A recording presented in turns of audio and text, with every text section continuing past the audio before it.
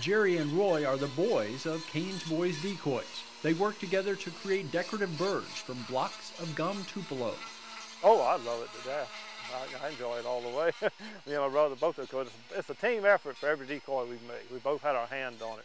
He's what we call the rough cut man. He runs the band saws and the heavy equipment to chew the wood down fast and get it down to a basic shape. Then he hands it to me and I take it on and finish it. My brother said, well, he didn't like to use power tools. I said, well, I'll shape them up if you can paint them. And sure enough, I have what they call the cut man, and I rough cut them out and get them down to a fine shape. Then he takes it and he finishes them off and puts the beaks in and makes them look good like they're supposed to be. And then he paints it, because he's the artist, you know. I can't mix two colors together and come out the same thing, but, you know, he's the artist, and I'll give him that. I do all the painting, because trust me, he can't paint.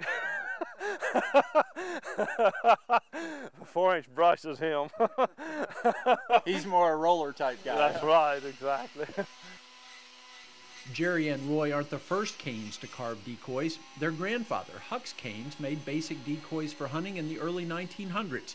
Not long ago, people decided that they wanted those pieces of wood. That didn't come about until about 1986, 86, 87, somewhere along in there, when they were starting to go what they would call art.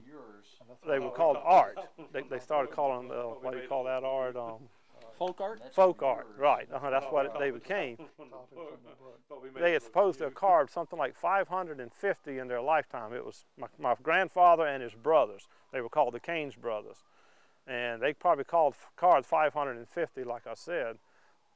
But there's only like 50 of them left today in circulation. So that's what makes them so valuable. That's what makes them so valuable. They went way beyond estimate. On a plantation on South. How valuable have those decoys become? Those that are still in existence command 6 figures. And we copied it out. He'd have probably thought it was fantastic, because it was just something he used. In fact, they say in the old days, when they was heating with the old pot-belly stoves and stuff, when it was too cold to get out some more, go out and get some more wood, they grab up one of the decoys and throw it in the fire and burn it. They did that a lot. So they didn't take no value on them. A couple of duck decoys known to be carved by the elder Caines had very little value, as the heads were gone. Jerry and Roy were called upon to try to replicate their grandfather's missing work. We got the decoys, and I said, well, we'll try to work on them and see what it turns out.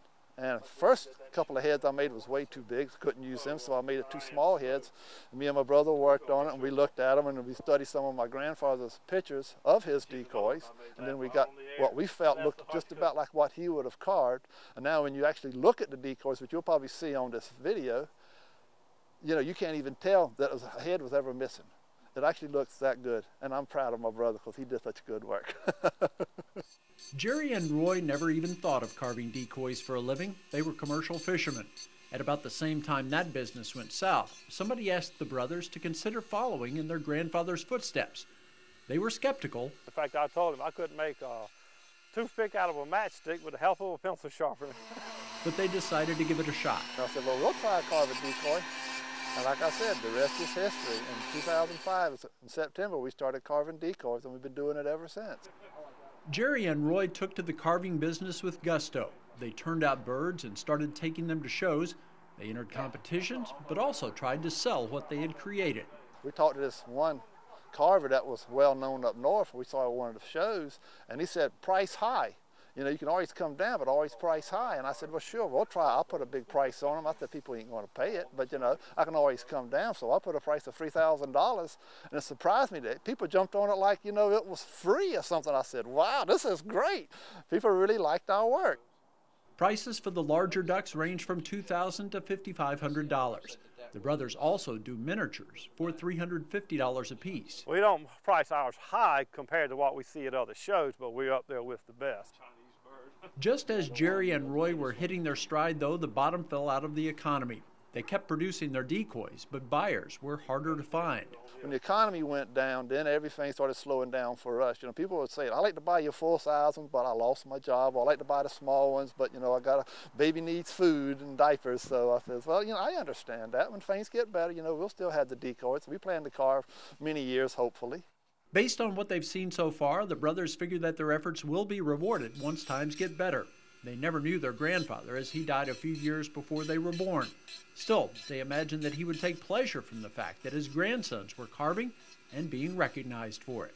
Oh, I believe he'd be rolling over in his grave. I believe he is just as happy as he could be, wherever he's at, upstairs or down.